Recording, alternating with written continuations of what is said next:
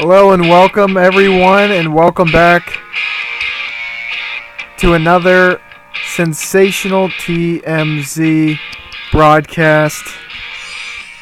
Gonna be doing something slightly different from what I had done last, from what may be conventional. Tried this a couple times and hopefully this one sticks. But today I want to go over the build up to Wrestle in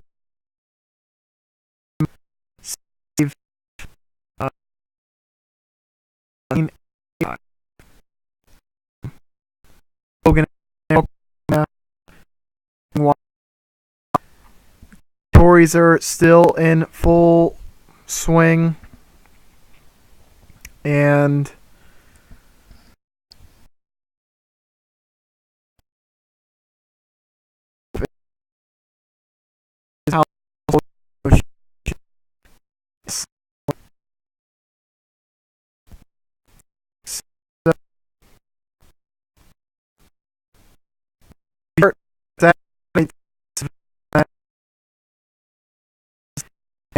start review with a feud to basically get Hulkamania running wild. We got a foreign heel, a Russian, going up against the American babyface, the face of the industry really at the time, Hulk Hogan, just to get that patriotic slant to Hogan right off the bat.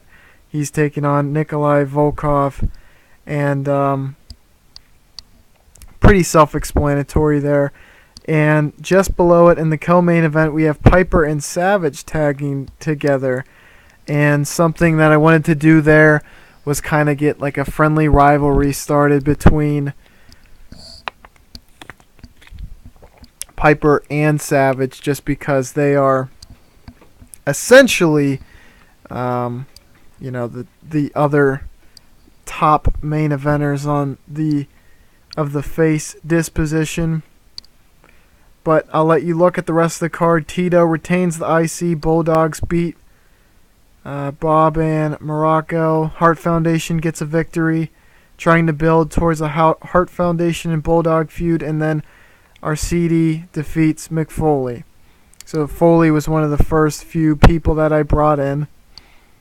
Next pay-per-view, we continue the USA versus USSR storyline. Continue the Savage Piper storyline. As you can see, Koloff was brought in and almost immediately put into the main event. He is yet to return to the main event, mostly because I want him to be able to carry his weight, so to speak. With Hogan, it was kind of Hogan elevating him more than anything, but, eventually I want to build him up to where he has the psychology to really be a main eventer on his own. Steamboat's inserted into the pay-per-view scene. Sullivan goes no contest with Santana, and I had originally thought this would be a better contest. Unfortunately, it did not go as well as planned originally, and Sullivan's push kind of sputtered after that. Tried to do an Andre versus Big John Studd feud, and a similar thing happened. Big John Studd would get a few chances following, but eventually kind of ran out of chances. And it wasn't like an attitude thing, just more or less he wasn't getting over to my liking. Start the Bulldog Hart Foundation feud and add in the Midnight Express, a new tag signing. Murdoch over Chavo. Chavo, another new signing. Very technically gifted, just wasn't quite over enough to really push at this time. Didn't feel like he was worth investing enough to get him over in the territory. So, unfortunately, he was kind of relegated to TV after that.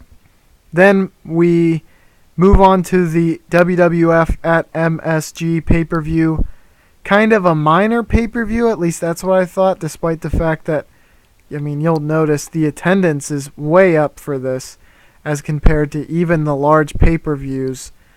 But at the same time, I didn't really like the way it affected my schedule. It just kind of seemed oddly positioned. So I eventually got rid of it. I think following this, I actually got rid of it. But I treated it kind of as a C pay-per-view.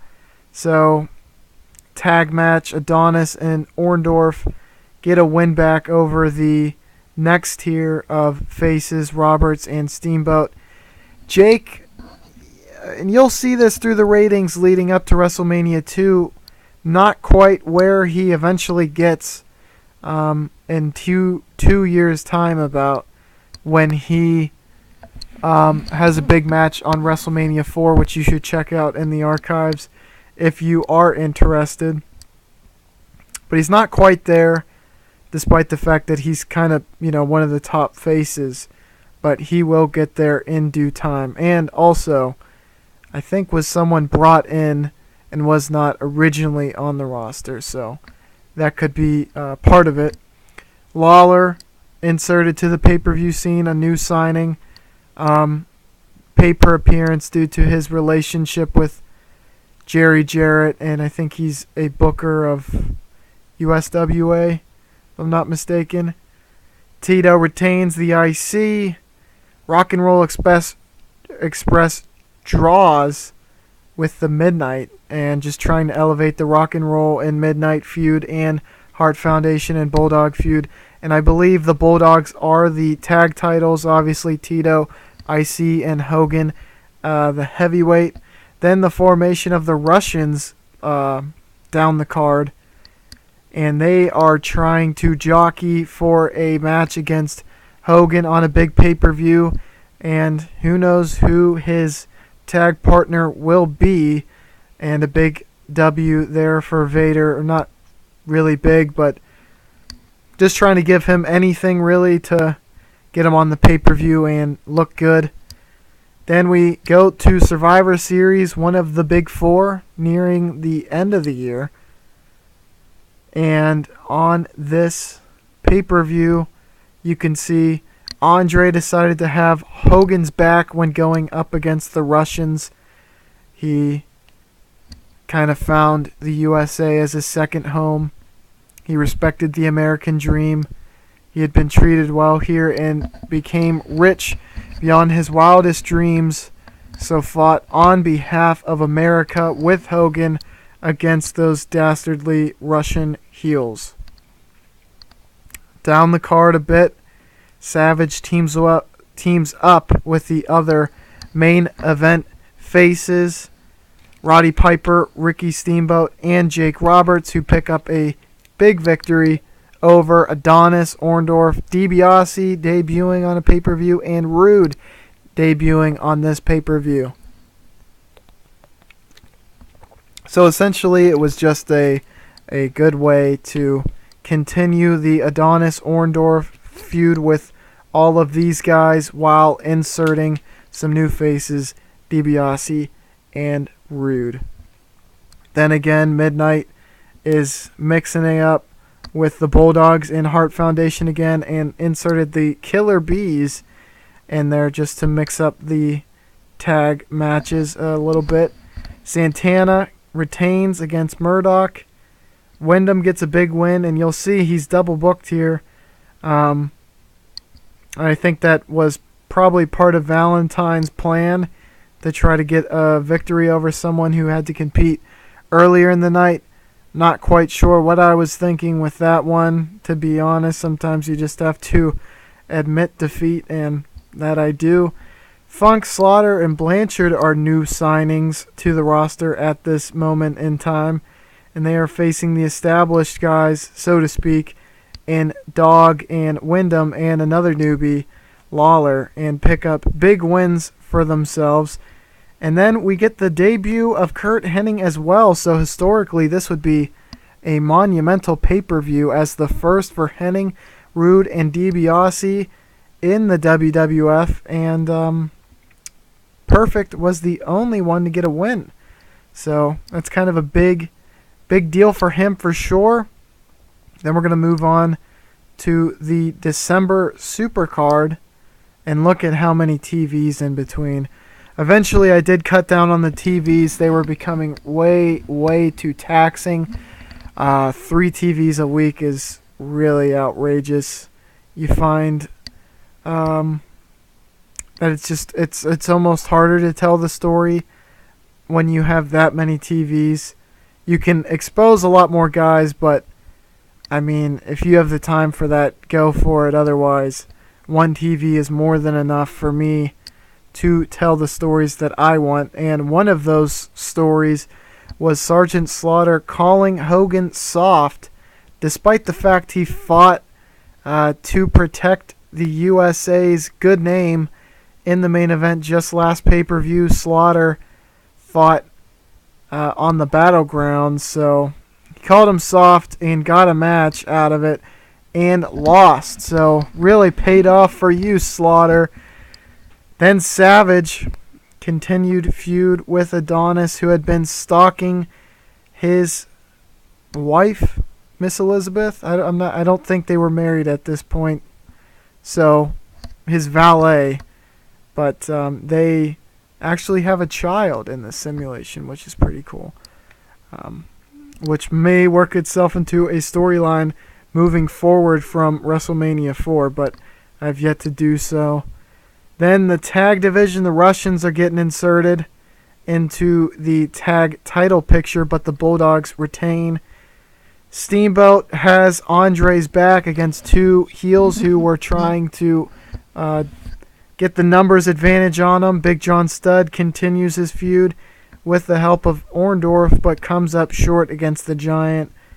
Santana retains against Murdoch, and Perfect gets a big victory over Wyndham.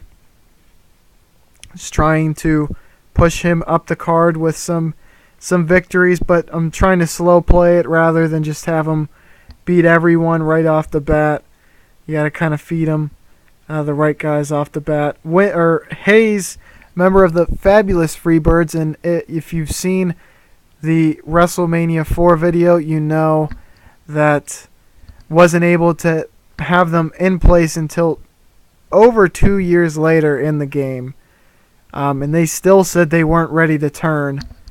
Didn't make any sense. But Hayes and Jimmy Jam Garvin, they debuted as a heel and face respectively. So I had to wait, or was waiting rather. I guess I didn't have to wait, but wanted to wait until it wasn't going to be a jarring turn. And eventually they said, no, it's too soon to turn. And I said, to hell with that. I'm doing it. Now the Freebirds are finally formed in the year 1988. And wow, was it worth the wait? Then at the bottom of the card, Hart Foundation defeat Ricky Morton and Austin Idol. I believe this was supposed to be versus the Rock and Roll Express, but Robert Gibson was injured and unable to compete, so had to make concessions and plug Austin Idol in to get a match out of it. Then we work our way to July in Saturday night's main event. And I mean, look at this. Under 20,000, whereas at MSG had 33,000. So kind of, looking back, and I didn't realize at the time, I don't think, how the numbers were huge for that pay-per-view. But I mean, that probably could have rivaled the WrestleMania numbers. I mean, I think it's probably second biggest pay-per-view of the early going up until WrestleMania, at least. Here, Harley Race comes in from JCP, and he inserts himself in the main event right off the bat, saying, I've done it on I've been in the shoes of a champion. You've never faced a man like me, Hogan, and clearly never has, because it's the first title match that Hogan doesn't outright win. They go to a double count out and will have to be resolved on a further pay-per-view. Steamboat gets a victory over another fresh face, Terry Funk, I believe, is on a freelancer contract, so he won't be here for long. Just trying to maximize his minutes, so to speak. DiBiase gets a big win over Mid-South companion Jake Roberts, who actually beat him here, but DiBiase beats him in the ring on this pay-per-view, so that's what counts. And when I say beat him here, I mean he beat him to arrive at WWF first, but DiBiase is going to beat him at a few things on the WWF card, as you will find in the video series that I do from here until WrestleMania 4. If I didn't explain already, my plan is to do from Sim Start until WrestleMania 2, which is this video. And it is coming up fairly soon. Then WrestleMania 2 all the way to WrestleMania 3, so be on the lookout for that. And finally, WrestleMania 3 until WrestleMania 4, where I last left you. So be on the lookout for those videos. And, I hope you like and subscribe to stay tuned to what is coming out. So, obviously, DiBiase gets a big victory over Jake Roberts, one of the top faces in the company, trying to push DiBiase to be, top feud ready soon. He definitely has that written all over him in my eyes. Great character, great in the ring. Bulldogs retain against Bob and Morocco. Piper and Savage continue that friendly rivalry that I was talking about, and kind of what went into that is just a competitive rivalry, for lack of a better term, and they tag with each other because they want to outdo the other person. So it's friendly and competitive at the same time. There's really not much bad blood, so much as just a friendship actually building in the meantime, and they had each other's back here against a terrific tag team in the Hart Foundation and put up one of the best matches of the night. Then further down the card, Perfect gets his first title victory.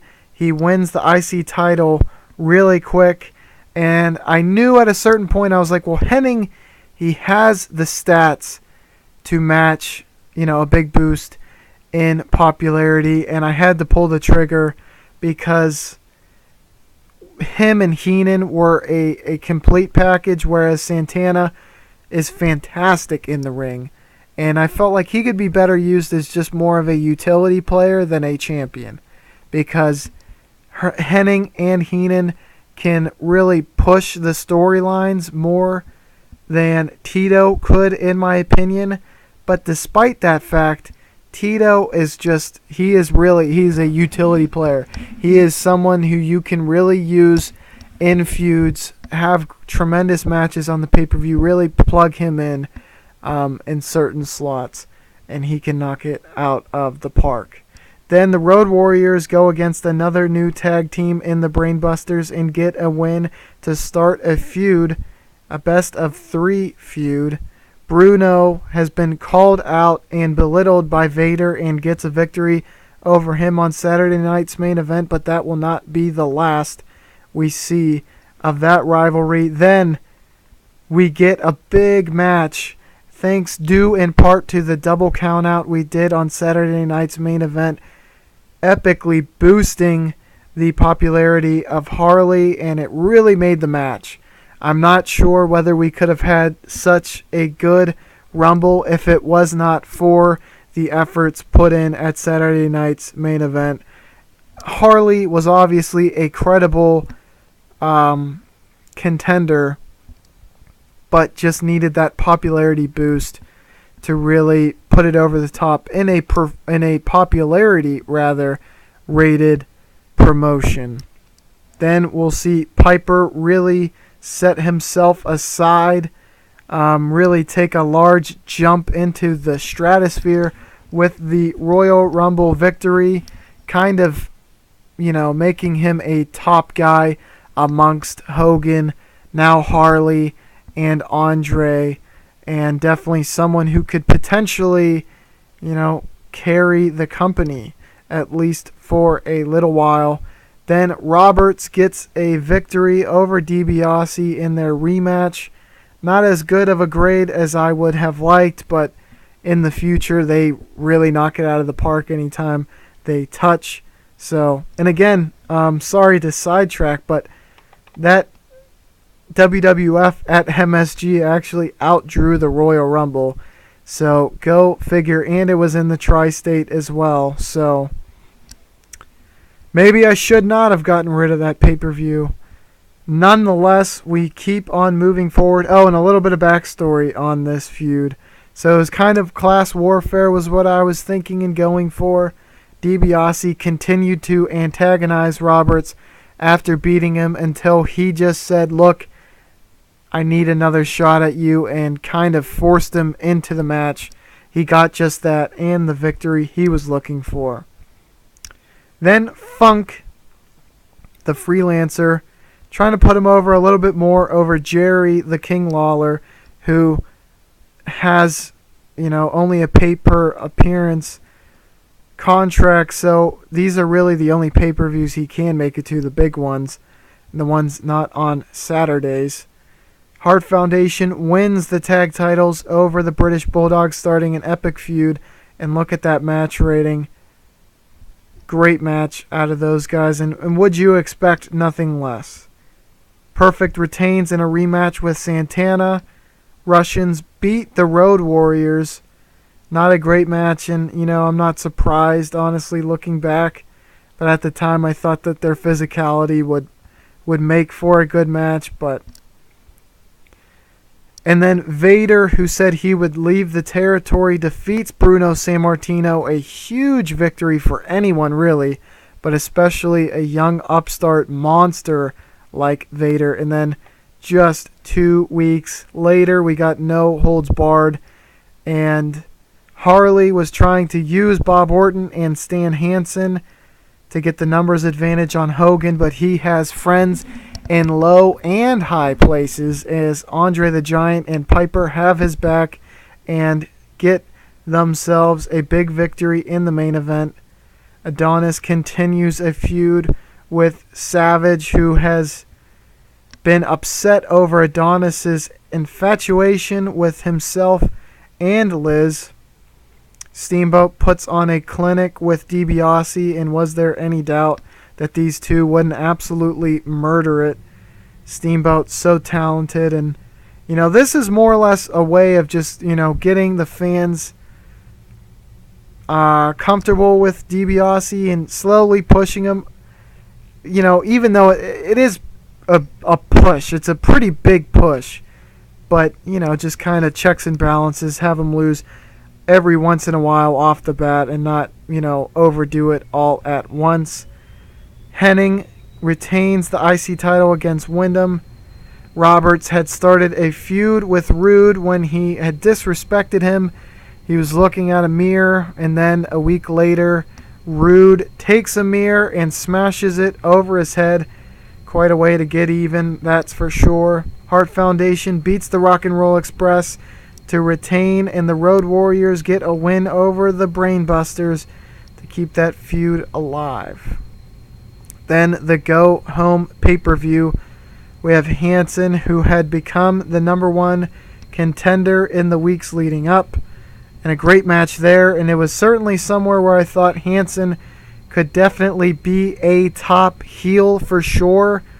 And, maybe had I stuck with that more consistently, it would have worked out.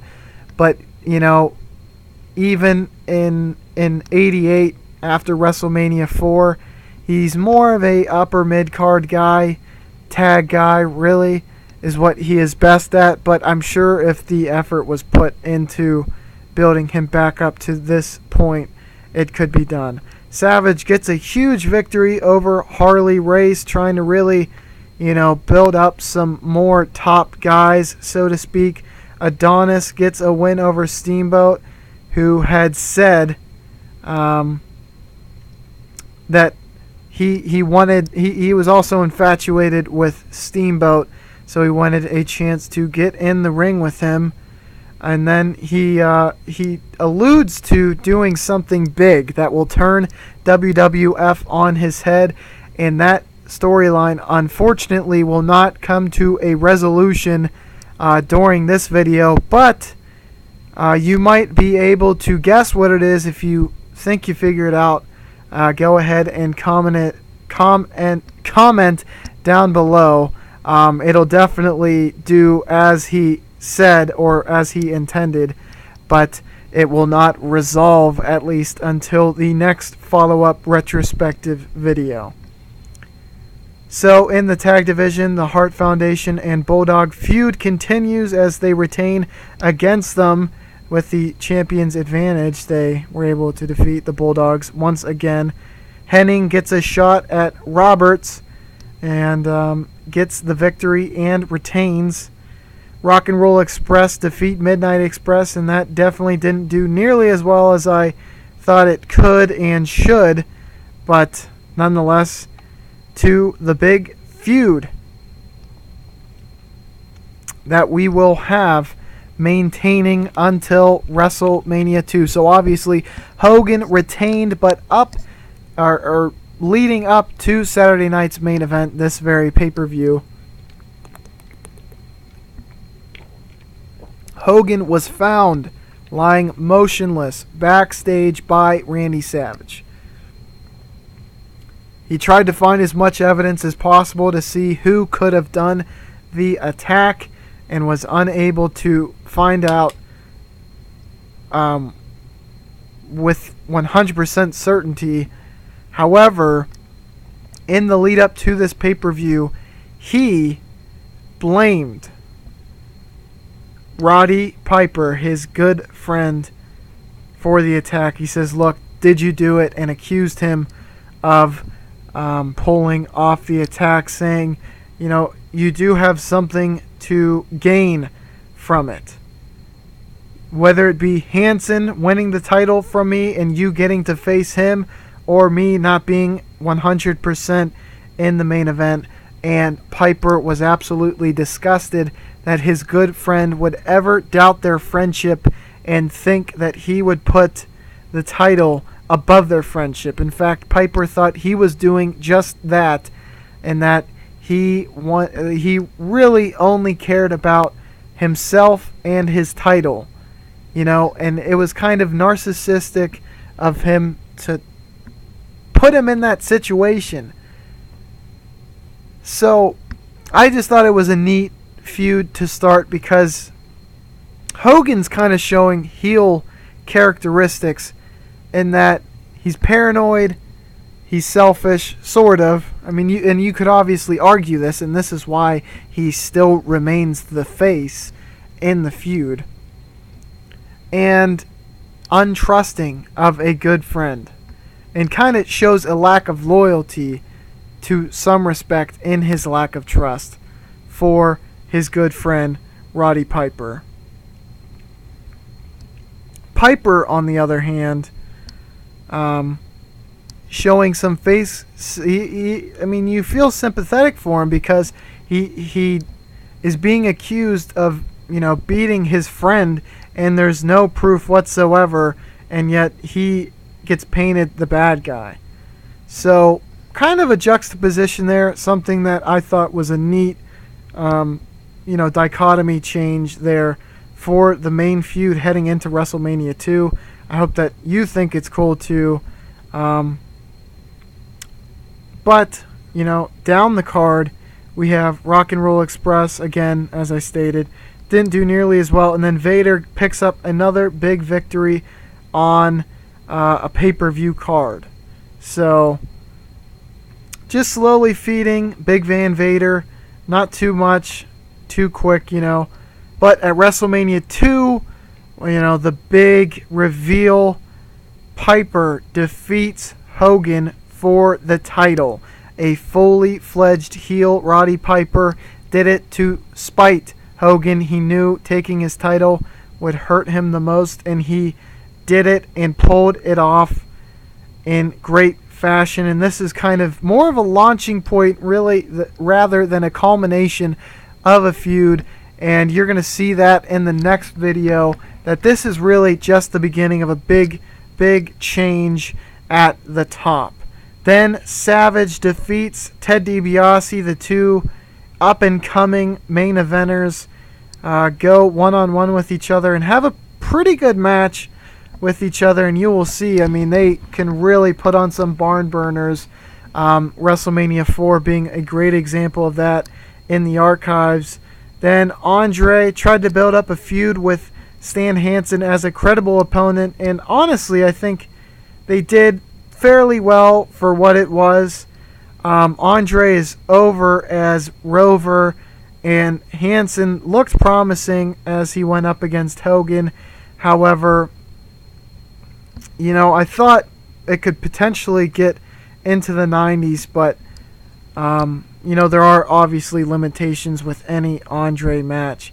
And Hansen not being super, you know, over in popularity in the U.S. Then we have the Road Warriors win the tag titles at WrestleMania against the Hart Foundation, and this will be the beginning of their dominant reign as the champs. Hennig defeats Steamboat for the IC title, and that's a tremendous match for sure. Definitely an in-ring clinic and a big put over for Hennig. Then Harley Race kind of relegated down the card, and Roberts, who had been on a losing streak. Both men needed a win, and that was kind of the crux of the feud, so to speak, and Harley is the one to pick up a victory. Roberts in 86, a lot different than Roberts in 88. He certainly became a lot more popular. He became kind of a starting five face, so to speak. He was definitely one of those guys who is like, okay, well, if it's a top program, it has to have Roberts is going to be in the top 5 programs for sure. So he's, you know, constantly on pay-per-views, and he definitely benefited from that over the next 2 years. And, you know, watch the videos that come out in the future to see what I'm talking about there. Then the Brainbusters pick up a big win to become the #1 contenders, I believe. So they will be continuing their feud with the Road Warriors after winning that fatal 4-way tag match. And Lawler in the opening match picks up a victory over Rick Rude. Again, these are the only pay-per-views really I can book him in, so you got to do what you got to do. And I was hoping it would elevate Rude by just being in the ring with Lawler. Obviously, and you'll see this in the future videos if you choose to, you know, watch. But Rude, he will be on hiatus, as Bruce Pritchard would say, due to Rude's drug problems, and really hindered the progression that I was going for. I wanted him to be an IC guy, you know, fairly soon afterwards here, and obviously he wasn't getting huge victories right off the bat, but he always had a pretty good dance partner and was hoping to get him over by proxy, but it didn't quite pan out.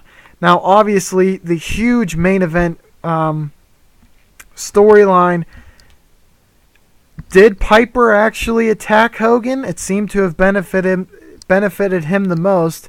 If you have a theory, go ahead and drop it in the comments. I'd be interested to see who you think is most likely the attacker. It really could be anyone. Maybe it is Piper, maybe it's not. Could be anyone else.